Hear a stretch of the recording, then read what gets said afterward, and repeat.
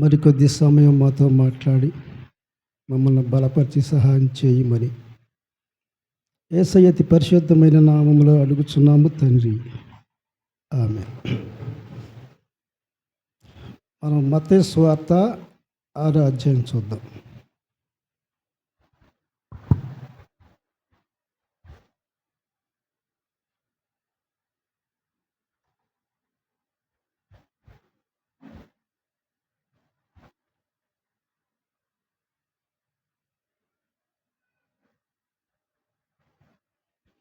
మత్తయి సువార్త 6వ అధ్యాయం 24వ వచనం చూద్దాం.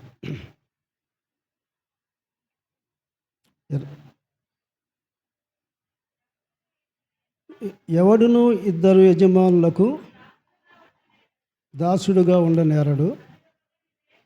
అతడు ఒకని ద్వేషించి ఒకని ప్రేమించును, లేదా ఒకని పక్షముగా నుండి ఒకని తృణీకరించును. మీరు దేవునికిని సిరికిని దాసులుగా ఉండనేరు. చాలు. ఇక్కడ యేసు ప్రభు వారు మరి కొన్ని మంచి మాటలు ఇక్కడ మనం తెలియపరిచాడు.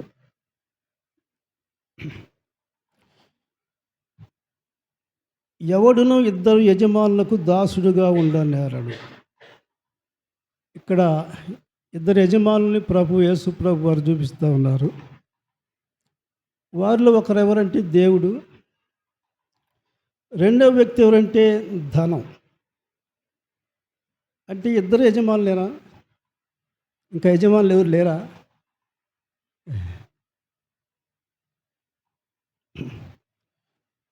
కొంతమంది త్రాగుడికి బానిస అవుతారు. త్రాగలేనిదే వాడు ఉండలేడు. మరి వాడికి యజమానుడు ఎవరు? కొంతమంది మరి పేకాట ఆడతారు. మరి వాళ్ళకి యజమానుడు ఎవరు? కొంతమంది పాపాన్ని విడిచిపెట్టలేరు. ఎన్ని బాధలు వచ్చినా కాపురాలనే బాగొట్టుకుంటారు, కానీ వ్యభిచారాన్ని విడిచిపెట్టలేరు. మరి వాళ్ళకి యజమానుడు ఎవరు? అంటే చాలామంది యజమానులు ఉన్నారు. వాస్తవానికి చెప్పాలంటే యేసు ప్రభు ఏం చెబుతున్నాడంటే, ఈ ధనాన్ని ఆయన యజమానుడిగా చూపించారు. ఒక వ్యక్తి రక్షించబడ్డప్పుడు అన్నిటినీ విడిచిపెట్టగలడు. పాపాన్ని విడిచిపెడతాడు, పేకాట విడిచిపెడతాడు, త్రాగుడిని విడిచిపెడతాడు, అన్నీ విడిచిపెట్టగలుగుతాడు, కానీ ఈ ధనాన్ని మాత్రం విడిచిపెట్టలేడు కదా. మరి ఇలాంటి స్థితిలో మరి ధనం కోసం ఎన్నెన్నో వ్యాపారాలు చేస్తూ ఉంటారు. అది ఎందుకురా నీకు వ్యాపారం చేస్తావు, ధనం నీకెందుకని ఎవరు అంటారా? అనరు. ఎవరు అనరు. పొలాలు పండిస్తూ ఉంటారు, కష్టపడి పని చేస్తూ ఉంటారు, రకరకాలుగా ధనం సమకూర్చుకోవటం ఎంతో ప్రయాసపడుతూ ఉంటారు. వాళ్ళని మనం ఆదర్శంగా తీసుకుంటే ఎంత కష్టపడుతున్నాడు, డబ్బు సంపాదిస్తున్నాడు, కుటుంబాన్ని సుఖంగా పోషించుకుంటున్నాడు అని చెప్పి వారిని మనం ప్రేమిస్తాము, అభినందిస్తాం, కానీ ఎవరు కూడా వాళ్ళని మనం ఏమనం. అయితే ఇక్కడ ప్రభు ఏమంటాడంటే, ఇద్దరు యజమానులు ఒక దాసునికి ఉండకూడదు. ఒకడు దేవుడు, రెండవది డబ్బు. అంటే దేవుని యొక్క సన్నిధిలో ఈ ధనం అనేది మరి శ్రేష్టమైందే కాదా? ధనం లేకుండా ఎవడు జీవించలేడు. ఒక కుటుంబాన్ని మీదకి ఆశీర్వాదం వచ్చినప్పుడు ఏమని ఆశీర్వదిస్తారు? ఆశీర్వాదం అంటే ఏంటి? పిల్లలు కలగాల, వాళ్ళు ఆరోగ్యంగా ఉండాలా, కుటుంబం అభివృద్ధి చెందాలా, వాళ్ళకి ధనం ఉండాలా, వాళ్ళకి ఏ లోటు లేకుండా, ఇది ఆశీర్వాదం. నీకు పిల్లలు కలుగుతా, నువ్వు అభివృద్ధి చెందుతా, నీకు తిండి లేకపోతే ఏం చేస్తావు? ఇది ఆశీర్వాదం అంటారా? కాదు కదా. మరి ఎందుకు యేసు ప్రభు వారు ఈ మాట చెబుతున్నాడు? ఒకసారి మార్కు సువార్త 10వ అధ్యాయం చూద్దాం మనం. చూడండి.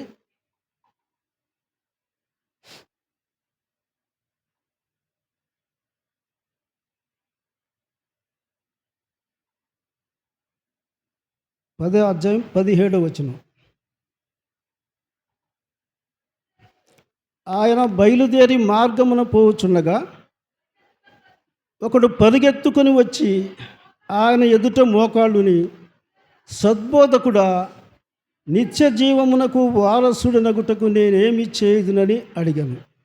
యేసు, నన్ను సత్పురుషుడని ఎలా చెప్పుచున్నావు? దేవుడొక్కడే కానీ మరి ఎవడను సత్పురుషుడు కాదు. చదవండి అమ్మా.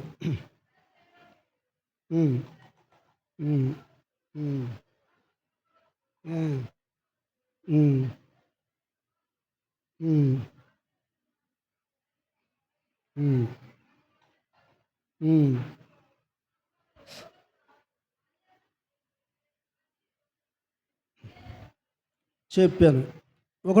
చాలమ్మా. ఒకడు పరిగెత్తుకుంటూ వచ్చాడు యేసుప్రభు దగ్గరికి. ఇతన్ని గురించి 3 సువార్తలు రాయబడింది. 3 సువార్తల్లో ఇతడు ఒక యవ్వనుడని, ఒక అధికారని, ఒక ధనవంతుడని 3 విధాలుగా రాశారు. అంటే ఇతడు ఒక అధికారి, యవ్వనుడు, ధనవంతుడు. అయితే ఇతడు పేరు మాత్రం రాయలా. 3 సువార్తలో రాయబడింది. జక్కేను గూర్చి ఒకే సువార్తలో రాయబడింది, పేరు రాశారు. అయితే ఇతను పేరు లేదు. మంచి ధనవంతుడు, ఒక ఉన్నతమైన స్థానంలో ఉండేవాడు, ఒక అధికారి, ఉద్యోగస్తుడు. అతడు ఏం చేశాడంటే యేసు ప్రభు వారు మార్గాన వెళ్ళేటప్పుడు పరిగెత్తుకుంటూ వచ్చాడు. వచ్చి మోకాళ్ళ మీదుండి, సత్పురుషుడా, సద్బోధకుడా, నిత్య జీవమునకు వారసుడనగుటకు నేనేమి చేయవలెను అడిగాడు. అంటే తన ఉద్దేశం ఏంటంటే ఒక దేవుని పట్ల, దేవుని రాజ్యంలో చేరదామని ఎంత ఆశ ఉందో, యేసు ప్రభు మాట మీద ఎంత నమ్మకం ఉందో, యేసు ప్రభు అని విశ్వసించాడు. అతని జీవిత విధానాన్ని చూస్తే బాల్యం నుండి కూడా తను దేవుని సన్నిధిలో పెరిగేవాడు, ధర్మశాస్త్రాన్ని నెరవేర్చేవాడు, దేవునిలో బ్రతకాలనే ఒక ఆశ ఉంది. ఎన్ని శ్రేష్టమైన లక్షణాలు ఉన్నాయి ఇతరులో చూస్తే మనం ఎంత ఆశపడ్డాడో. అయితే యేసు ప్రభు చెప్పాడు, నరహత్య చేయవద్దు, వ్యభిచరించవద్దు, దొంగిలవద్దు, అబద్ధ సాక్ష్యం పలకవద్దు, మోసపుచ్చవద్దు, నీ తల్లిదండ్రులు సన్మానింపుము అను ఆజ్ఞలను నీవు ఎరుగుతావు కదా. అంటే ఈ లక్షణాలని అతనిలో ఉన్నాయి. అన్నిటినీ విడిచిపెట్టాడు. మంచి ఒక శ్రేష్టమైన వ్యక్తి. అందుకు ఏమన్నాడంటే, ఇవన్నీ నేను బాల్యము నుండి అనుసరించుచు వచ్చాను, ఇక నాకు కొదవేంటి? ఈ మంచి లక్షణాలు నాలో ఉన్నాయి కదా, ఇక నాకు ఏ కొద ఉంది అన్నాడు. అయితే ప్రభువు ఏమన్నాడంటే, నీ ఆస్తిని బీదలకిచ్చి పరలోకమందు నీకు ధనము కలుగును, నీ వచ్చి నన్ను వెంబడించమని చెప్పాను. ఈ ఒక్క మాట చెప్పాడు. అన్నీ విడిచిపెట్టాడు. మంచి అధికారి కదా, అతడు ఎన్నో రకాలుగా సుఖపడవచ్చు, బాగా సుఖపడవచ్చు. ధనం ఉంటే ఎంతైనా సుఖం అనిపించవచ్చు. అయితే యేసు ప్రభు ఏం చెప్పాడంటే, నీ ఆస్తి పేదలకిచ్చి నన్ను వెంబడించమన్నప్పుడు అతడు ఏం చేశాడు ఇప్పుడు మనం చూద్దాం. మనం 22వ వచనం చెప్పదమ్మా. అతడు మిగుల ఆస్తి గలవాడు గనుక ఆ మాటలకు ముఖము చిన్నబుచ్చుకొని దుఃఖపడుచు వెళ్ళిపోయాను. అప్పుడు యేసు చుట్టూ చూచి, ఆస్తి గలవారు దేవుని రాజ్యములో ప్రవేశించుట దుర్లభమని తన శిష్యులతో చెప్పాను. ఏం చేశాడు? చదవండి, కింద మాటలు కూడా చదవండి. ఆయన మాటలకు శిష్యులు విస్మయమందిరి. అందుకు యేసు తిరిగి వారితో ఇట్లా, నేను పిల్లలారా, తమ ఆస్తి యందు నమ్మిక ఇంచువారు దేవుని రాజ్యంలో ప్రవేశించుట ఎంతో దుర్లభము. ధనవంతుడు దేవుని రాజ్యంలో ప్రవేశించుట కంటే వంటె సూది బెజ్జంలో దూరుట సులభము అని చెప్పాడు. అంటే ఏం చెప్పాడు? ధనవంతుడు దేవుని రాజ్యంలో ప్రవేశించుట కంటే వంటె సూది బెజ్జంలో వంటె దూరుట సులభం అని చెప్పి, అంటే అసంభవం అంటాడు. ఇతడన్నీ విడిచిపెట్టగలిగాడు. అందుకనే దేవుడు వీటిని యజమానుని చెప్పలా. పాపానికి దాసులయ్యే వాళ్ళు ఉన్నారు, త్రాగలేకుండా ఉండలేని వారు ఉన్నారు, విచ్చలవిడిగా తిరిగే వాళ్ళు ఉన్నారు. ఒక వ్యక్తి మారు మనసు పొందినప్పుడు అతడు అన్నీ విడిచిపెట్టగలడు. కానీ ఈ లోకాశలు, ఈ డబ్బును విడిచిపెట్టడం చాలా కష్టమనే ఉద్దేశంతో ప్రభు ఈ మాట చెప్పాడు. అతడు ఏం చేశాడంటే అన్నీ విడిచిపెట్టా అని చెప్పాడు. నీ ఆస్తి ఇవ్వమన్నప్పుడు అతడు ముఖం చిన్నపుచ్చుకున్నాడు. అతడు మిగులు ఆస్తి గలవాడు. దుఃఖపడుచు వెళ్ళాను అంటే యేసు ప్రభు వారి మాట నమ్మాడన్నమాట. తనకు పరలోకం లేదని అర్థమైపోయింది. అందుకని ఏడుస్తున్నాడు. యేసు ప్రభు మాట నమ్మకపోతే అతడు దుఃఖపడాల్సిన పని లేదు. అతడు దుఃఖపడుతున్నాడు. అయ్యో, నాకు పరలోక రాజ్యం లేదా, నా ధనాన్ని పేదలకు ఇవ్వాలనా అని తనలో బాధ ఉంది. కానీ అతనిలో ధనాపేక్ష ఉన్నది. అందుకని ఏం చేశాడంటే అతడు దుఃఖపడుచు వెళ్ళిపోయినా. అమ్మ, డబ్బులుంటే పాపమా? డబ్బులున్నవాడు పాపే? ఎందుకు యేసు ప్రభు వారు డబ్బులుంటే ఏమైంది?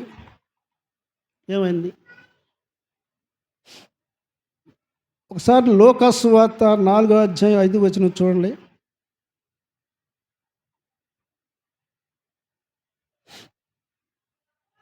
లోకాసు వార్త 4వ అధ్యాయం 5వ వచనం. అపవాది ఉండము, నేను కూడా చూస్తా ఉండము.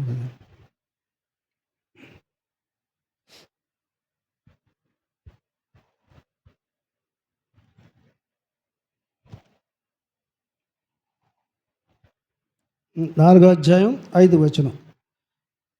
అప్పుడు అపవాది ఆయనను తీసుకొని పోయి భూలోక రాజ్యములన్నింటినీ ఒక నిమిషంలో ఆయనకు చూపించి, ఈ అధికారమంతయు ఈ రాజ్యముల మహిమయు నీకిత్తును, అది నాకు అప్పగింపబడి ఉన్నది, అది ఎవనికి నేను ఇయ్యగోరుదునో వానికిత్తును, కాబట్టి నీవు నాకు మ్రొక్కితివా, ఇదంతయు నీ తగునని ఆయనతో చెప్పాను. ఇక్కడ సైతానుడు ఏమంటున్నాడు? యేసు ప్రభు వారు 40 దినాలు ఉపవాస ప్రార్థన చేశాడు. అంటే తన సేవ ప్రారంభించక ముందు ఈ 40 రోజులు ఉపవాస ప్రార్థన చేసి తను సేవ ప్రారంభిస్తాడు. ఆ సమయంలో ఈ సాతాను వీళ్ళు ఏమన్నాడంటే, నీవు నన్ను మ్రొక్కితే ఈ రాజ్యములన్నీ నీకు ఇస్తా, ఈ అధికారం అంతా నీకు ఇస్తా, ఈ ధనమంతా నీకు ఇస్తా అని యేసు ప్రభు వారిని అక్కడ శోధించినట్టుగా మనం చూస్తున్నాం. అంటే ఈ మహిమంతా నా హస్తగతమైందంటాడు. ఇప్పుడు ఈ ధనం, ఈ లోకంలో ఉన్న మహిమంతా ఎవరు హస్తగతమైంది? సాతానుడు స్వాధీనంలో ఉన్నది. అందుకనే నీవు నన్ను మ్రొక్కితే ఇది నీకు ఇస్తానంటాడు. అంటే దీన్ని బట్టి ఒక ధనము విశ్వాసుని ఎంతవరకు దేవుని రాజ్యానికి నడిపిస్తుంది, ఈ విషయాలు మనం గమనించాలి. అది మనకు తప్పుగా ఉండదు. ధనం ఉండటం మంచిదే. కానీ ఇక్కడ స్థితి ఎలా ఉందంటే,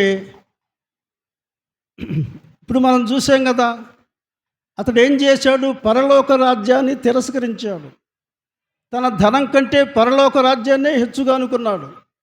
అతడు దుఃఖపడ్డాడు, ఏడ్చాడు, ఏడ్చుకుంటూ వెళ్ళిపోయాడు. అది ఎవరిదంటే ఈ లోక సంబంధమైన ధనము, ఈ లోకంలో జీవించే వాళ్ళు, వాళ్ళ డబ్బులు వాళ్ళు, అది సాతాను సంబంధమైంది.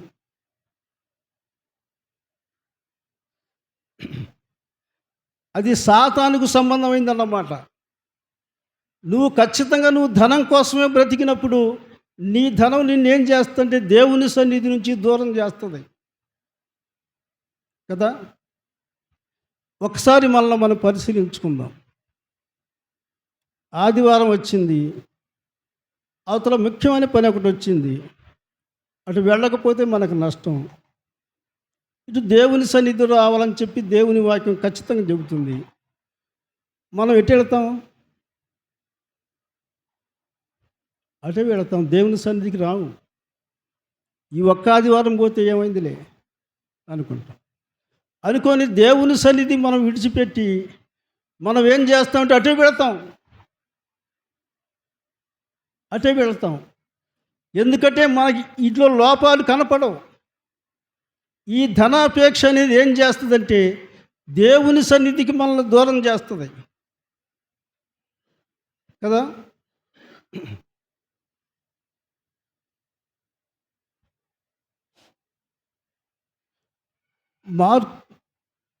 మత్తయి సువార్త 6వ అధ్యాయం 19వ వచనం ఏమంటారంటే, మీ ధనము పరలోకమందు కూర్చుకొనుడి. ఇక్కడ చిమ్మిటలు ఉంటాయి, తుప్పు తింటుంది, దొంగలు ఉంటారు, వాళ్ళు దోచుకుంటారు. కాబట్టి మీ ధనము పరలోకమందు మీరు కూర్చుకొనుడి. మీ ధనం పరలోకంలో ఉండాలా. నువ్వు ఇక్కడ ఏం చేయాలంటే ధనాన్ని తిరస్కరించాలా. నువ్వు నిజంగా ధనవంతుడివే, నీకు అన్నీ ఉండి, అన్ని సౌఖ్యాలు ఉన్నాయి, నువ్వు ఎక్కువగా దేవుని సన్నిధిలో ఉండగలవు. ఒక పేదవాడు ఏం చేస్తాడంటే ఎప్పుడూ దేవుని సన్నిధి పోగొట్టుకోడు. ఒక ధనవంతుడు ఏం చేస్తాడంటే వాడికి ఎన్నో పనులు, కానీ విడిచిపెట్టడం. అన్ని విషయాలు వాడు చూస్తూ ఉంటాడు దేవుని సన్నిధికి మానుకొని.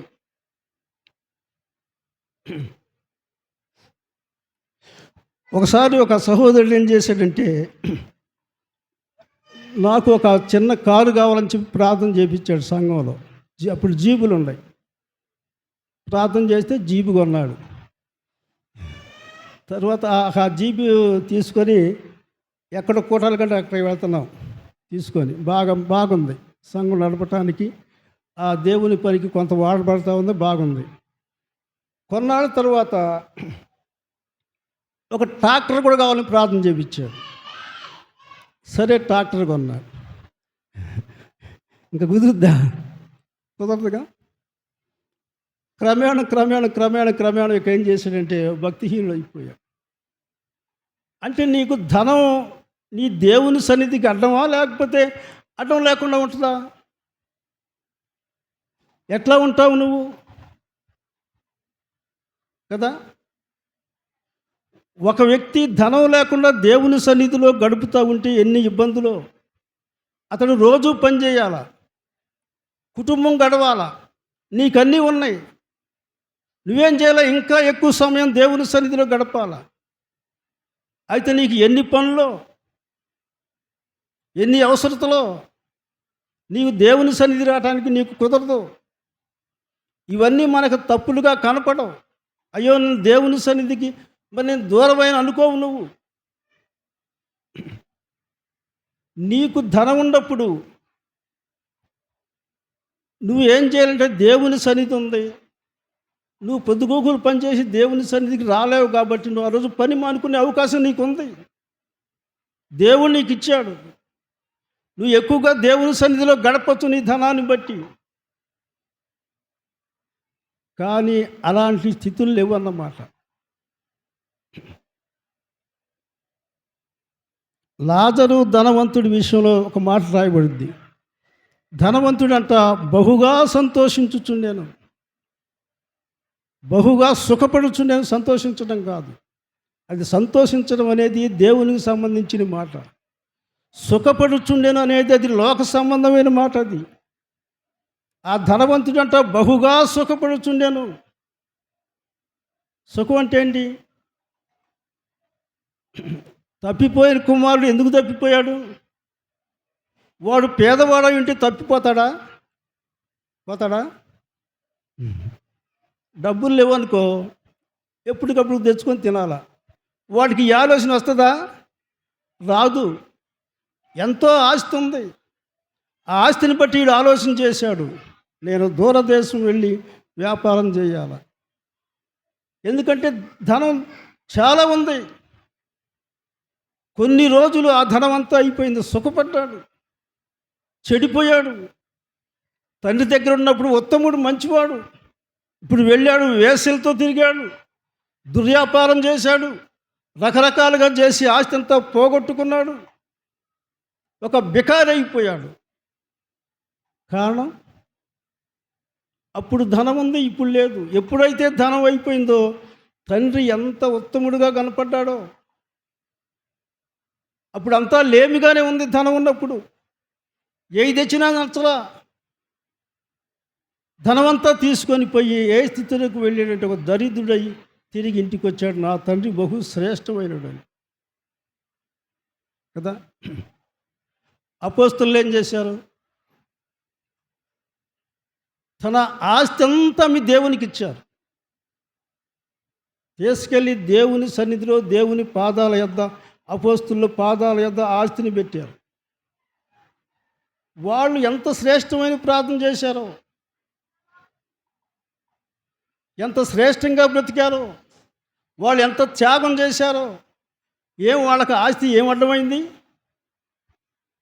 అందుకని ఒక వ్యక్తి దేవునిని సిరిని ప్రేమించలేడు. వాళ్ళ ఆస్తి ఎప్పుడైతే వదులుకున్నారో వాళ్ళు శ్రేష్టమైన జీవితం దేవుని కోసం ప్రాణాలు అర్పించారు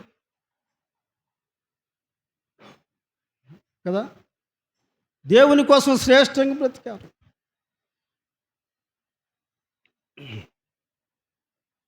మనం దేవుని కోసం ఖర్చు పెడతా ఉంటాం. మనకు దేవుని సన్నిధికి వస్తూ ఉంటే ఒక నెలకు ₹1,00,000 ఎవరిని ఇచ్చారనుకో, నువ్వు దేవుని సన్నిధికి వస్తే నేను ₹1,00,000 ఇస్తే ఇచ్చారనుకో. కొంతమంది తన ఆస్తి అంతా దేవునికి ఇచ్చి విశ్వాసంలో ఉన్నారనుకో, వీళ్ళిద్దరు ఎవరు బాగా విశ్వాసంగా ఉంటారు? ఎవరంటారు? ఆస్తి దేవుని కోసం పోగొట్టుకున్నవాడు విశ్వాసంగా ఉంటాడా? లేకపోతే దేవుని సన్నిధిలో ఉన్న వాళ్ళకి వాళ్ళ ఆస్తి ఇచ్చారనుకో, అంటే ఎవరు చెబుతున్నా, అంటే ఎవరు బాగా విశ్వాసంగా ఉంటారు? మన ఆస్తిని దేవుని కోసం పోగొట్టుకున్న వాళ్ళే శ్రేష్టంగా జీవిస్తారు. ఎందుకంటే వాడు ఆస్తిని తిరస్కరించాడు, నాకు దేవుడే కావాలనుకున్నాడు. అందుకని ప్రభు అంటాడు,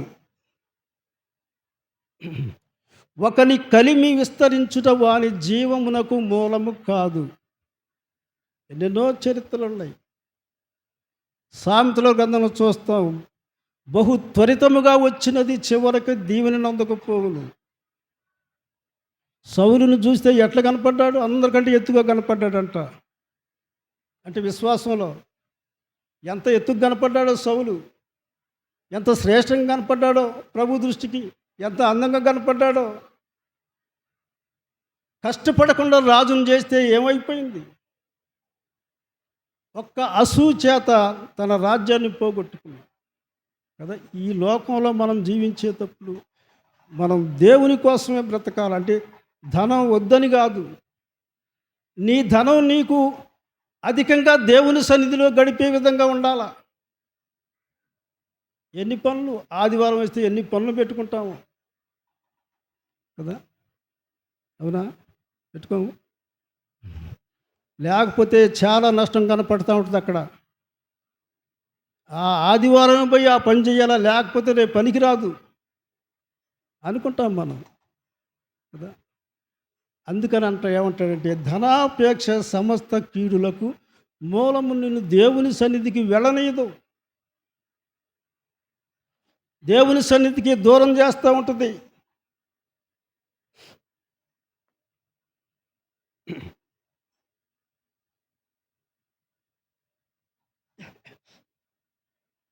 అబ్రహాము, ఇస్సాకు, యాకోబుని గురించి హెబ్రీ పత్రికలో ఒక మాట రాస్తాడు. ఏం రాస్తాడంటే, వారు గుడారములలో నివసించుచుండెను అని రాయబడింది. అంటే గుడారాల్లో ఎందుకు నివసించారు? వాళ్ళు ఇల్లు కట్టుకోలేరా? వాళ్ళు అంటే వాళ్ళ యొక్క జీవిత విధానం ఎలా ఉందంటే దేవునికి ఇష్టంగా బ్రతికారు. వాళ్ళ దృష్టి ఎప్పుడు ధనం మీద లేదు కదా. ఒక సామెత చెప్తారు. ఇద్దరు స్నేహితులు ఉన్నారంట. ఇద్దరు స్నేహితులుంటే ఇద్దరు విశ్వాసులే. ఒకరోజు చేపలకు పోతుంటే ఒకడు అన్నాడు, అరే చేపలకు పోదాం రారా అన్నాడు. అరే ఇలా ఆదివారం అయితే ఎట్లా పోతారో, దేవుని సన్నిధిలో మనం ఉండాలి కదా. అంటే ఏముంది రారా, ఒక్క ఆదివారం పోతే ఏమైంది అంటే, నేను రానన్నాడు. సరే వీడు చేపలకు వెళ్ళాడు కానీ దేవుడు ఈరోజు మరి పాస్టర్ గారు ఏం వాక్యం చెబుతున్నా అని చెప్పి తన మనసంతా ఇక్కడ ఉందంట, వీడి మనసు అక్కడ ఉంది. అరే నేను కూడా పోయినట్టే బాగుండేదేని అని కదా. అందుకని నీ ధనం ఎక్కడ ఉంటుందో నీ మనసు అక్కడే ఉంటుంది. నీ ధనం ఎక్కడుందనుకో నీ మనసు అక్కడ. నువ్వు ఎప్పుడైతే దేవునికి మొట్టమొదట స్థానం ఇస్తాడో నీ మనసు అక్కడే ఉంటుంది. అట్లా కాకుండా నీ మనసు వేరే దాని మీద పెట్టి నువ్వు మందిరంలో ఉండ, నీ మనసు అక్కడే ఉంటుంది. అందుకే పరిపూర్ణంగా దేవుణ్ణి వెతకాల. 73వ కీర్తనలో చూస్తాం, ప్రభువా నాకెందయ్యా ఈ బాధలు. వాళ్ళు చూడు గర్వాన్ని కంఠహారంగా ధరించుకున్నారు, వాళ్ళ చుట్టూ ఎప్పుడు 10 మంది ఉన్నారు, వాళ్ళ స్థితి బాగుంది.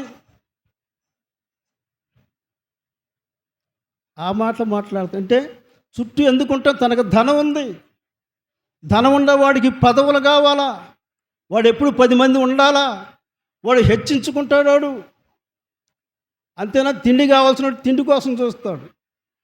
డబ్బులుండేవాడు పదవి కోసం చూస్తాడు, అందరిని వాడిని పొగడాలా, హెచ్చించుకుంటారు కదా.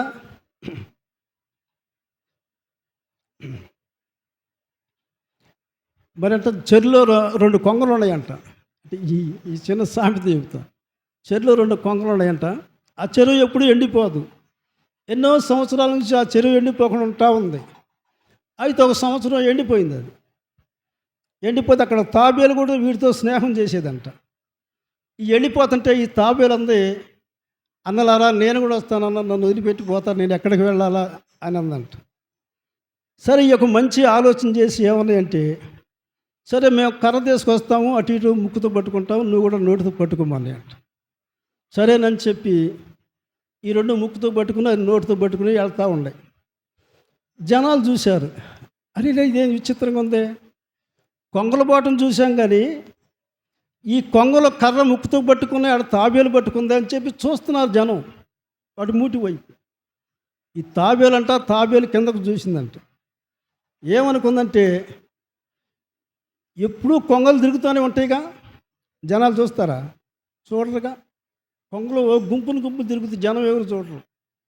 నేనుండి వాళ్ళకే ఈ జనమంతా ఇట్లా చూస్తున్నారంటే నా ఎంత గొప్పతనం, నాది గొప్పతనం, ఇట్లా చూస్తూ ఉన్నారు వీళ్ళు అనుకుంటుందంట. అనుకొని ఉండబెట్టలేకపోయింది. చెప్పొద్దు, వాటి కొంగలు చెప్పొద్దు, అందుకని అన్నలారా అందంట అని అది కింద పడిందంట. లోకంలో ఘనతలు ఎలా ఉన్నాయంటే, అన్నీ ఉండేవాడికి ఎట్లా ఉంటుందంటే, ఒక ఘనంగా ఉండాలి, అందరికంటే నేను గొప్పడిగా ఉండాలా, అందరూ నా చుట్టూ 10 మంది ఉండాలా, నాకు మంచి స్థితి ఉండాలా అని కోరుకుంటూ ఉంటారన్నమాట. అది ధనాన్ని బట్టి వస్తుంది, ఒక దరిద్రుడికి రాదు. అందుకనే సామెతల గ్రంథంలో ప్రార్థన చేస్తాడు, ప్రభువా తగు మాత్రం నాకు దయచేయ, ఎక్కువ నాకొద్దు. ఒకళ్ళు ఎక్కువ ఉంటే నిన్ను ద్వేషిస్తానేమో, తక్కువ ఉంటే నిన్ను దూషిస్తానేమో, ఎప్పటికప్పుడు నన్ను తగు మాత్రం ఇవ్వమంటాడు. అంటే ఎందుకంటే ఈ లోకంలో ధనం,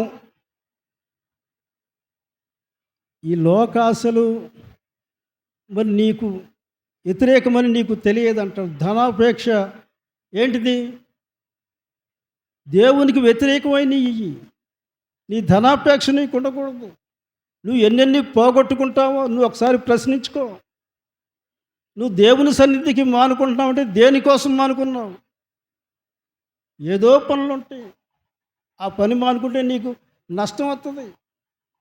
నువ్వు దేవుని సన్నిధిని మానుకుంటావు, నీకు నష్టం రాకూడదు కదా. ఈ విషయాలన్నీ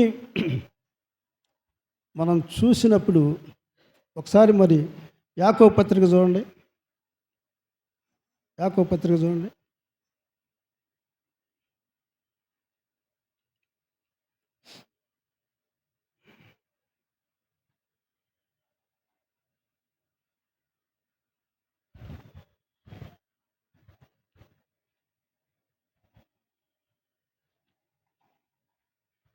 ఐదో అధ్యాయం 1వ వచనం.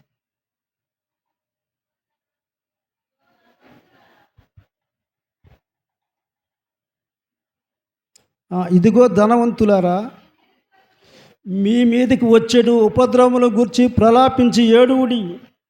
మీ ధనము చెడిపోయెను, మీ వస్త్రములు చిమ్మటగొట్టినవాయను, మీ బంగారములు మీ వెండియు తుప్పుపట్టినది. వాటి తుప్పు మీ మీద సాక్ష్యముగా ఉండి అగ్నివలే మీ శరీరమును తినివేయును. అంత్యదినముల యందు ధనము కూర్చుకొంటిరి. చాలమ్మా. ఏమంటున్నారు? అంత్య దినముల యందు ధనము కూర్చుకుంటిరి. అరిమత యేసేపు గొప్ప ధనవంతుడు. మరి ధనవంతుల గురించి కూడా మనం చెప్పుకోవాలి. గొప్ప ధనవంతుడు ఆయన. యేసు ప్రభు విషయంలో అతడు ఏం చేశాడంటే అతడు తెగించాడంట. తెగించి యేసు ప్రభు దేహాన్ని నాకు ఇయ్యమని అడిగాడంట. అంటే అక్కడున్న పరిస్థితులు ఎలాంటి అంటే యేసు ప్రభు దేహాన్ని నాకు ఇవ్వమని అడిగిన వాళ్ళు లేరు. ఎవరు వెళ్ళాల, శిష్యులు వెళ్ళలేదు, సహోదరులు వెళ్ళలేదు. ఆయన దేహాన్ని నాకు ఇవ్వమని ఎవరు అడగట్లా. అప్పుడు అరిమత యేసేపు వచ్చాడు. ఆయన స్థితి చూసినప్పుడు ఆయన మంచి ఉద్యోగం, ఆ రాజ్యంలో ఒక ధనవంతుడు. ఆయన ఏం చేశాడంటే యేసు ప్రభు దేహాన్ని నాకు ఇవ్వమంటానికి తెగించాడని రాయబడింది. ఇలాంటి ధనవంతులుగా ఉండాల. అన్నీ పోగొట్టుకోవడానికి సిద్ధపడ్డాడు. ఉద్యోగం పోగొట్టుకోవడానికి సిద్ధపడ్డాడు, ధనం పోగొట్టుకోవడానికి సిద్ధపడ్డాడు. అవసరమైతే చంపినా సరే ప్రభు కోసం నిలబడాలనుకున్నాడు. అలాంటి స్థితిలో అలాంటి ధనం మనకేం చేయాలంటే మేలు చేయాల. దేవుని సన్నిధిలో మరింత బలంగా ఉండాల. అంతేగాని దేవుని సన్నిధిలో మనల్ని బలహీనపరిచే ఇదిగా ఉండకూడదు.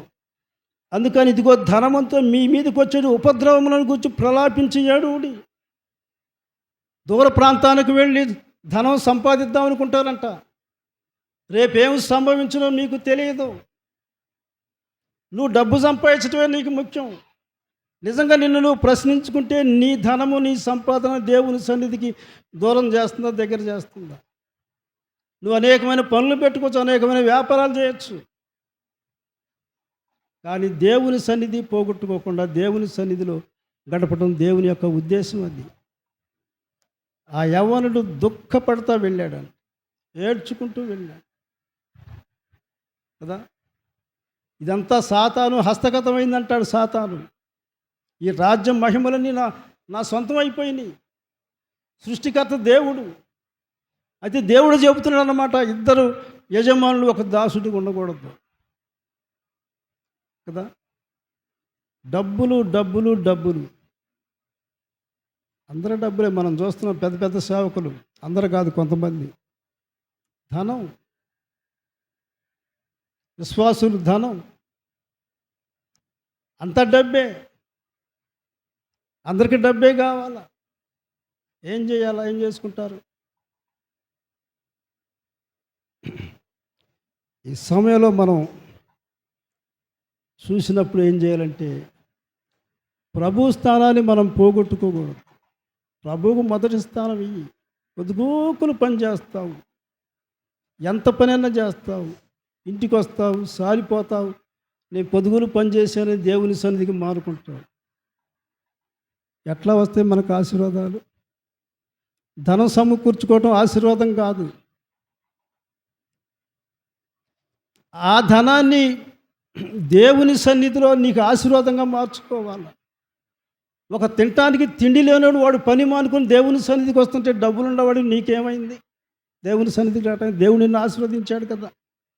నువ్వు ఇంకా ఎక్కువగా దేవుని సన్నిధిలో ఎట్లా ఉండాలా? ఒకసారి మనల్ని మనం పరిశీలించుకుందాం. నిజమే కదా. ఒక్క దినము దేవుని సన్నిధిలో గడుపుట 1000 దినముల శ్రేష్టం. దావీదు ఒక మాట అంటాడు, నేను ఇప్పుడు ముసలివాడినయ్యాను, నేను చిన్నతనము నుంచి నేను చూస్తానే ఉండా. ఎవరిని చూస్తున్నాడు ఆయన? భక్తి పరులను చూస్తున్నాడు. వారి పిల్లలు అడుక్కు తినటం కానీ వాడు ఇబ్బంది పడటం కానీ నేను చూడలేదంటాడు. ఎవరిని చూడాలా? మంచి మంచి భక్తి పరులను చూడాలా. వాళ్ళ జీవిత విధానాలు మనం చూడాలా.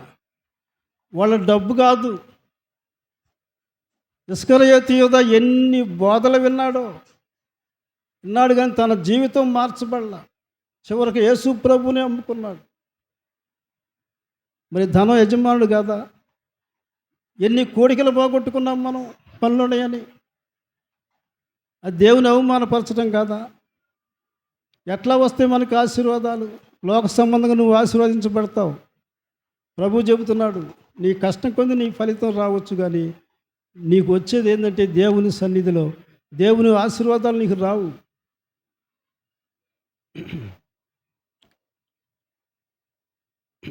రెండో, మీ ధనము చెడిపోయాను, మీ వస్త్రములు చిమ్మట కొట్టిన వాయను, మీ బంగారమును వెండియు తుప్పు పట్టినవి, వాటి తుప్పు మీ మీద సాక్ష్యముగా ఉండి అగ్నివలే మీ శరీరమును తినివేయును. అంత్య దినముల యందు ధనము సమకూర్చుకుంటుంది కదా.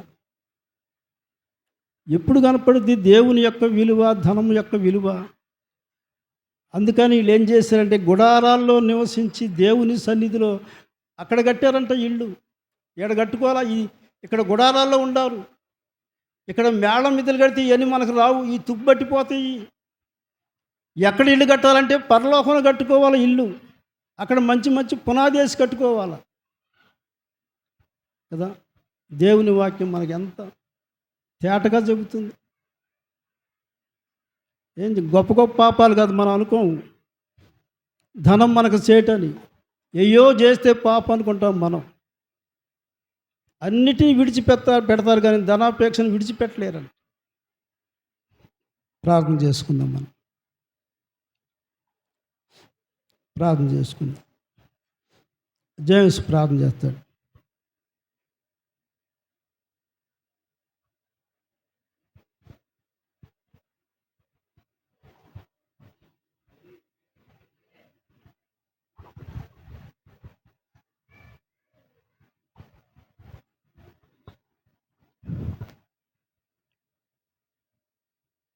ప్రభువా, నీకు స్తోత్రాలు, నీకు స్తుతులయ్యా. అయా, ఈ పునరుద్ధాన దినాన మీ సన్నిధికి వచ్చి ప్రభువా మిమ్మల్ని స్తుతించడానికి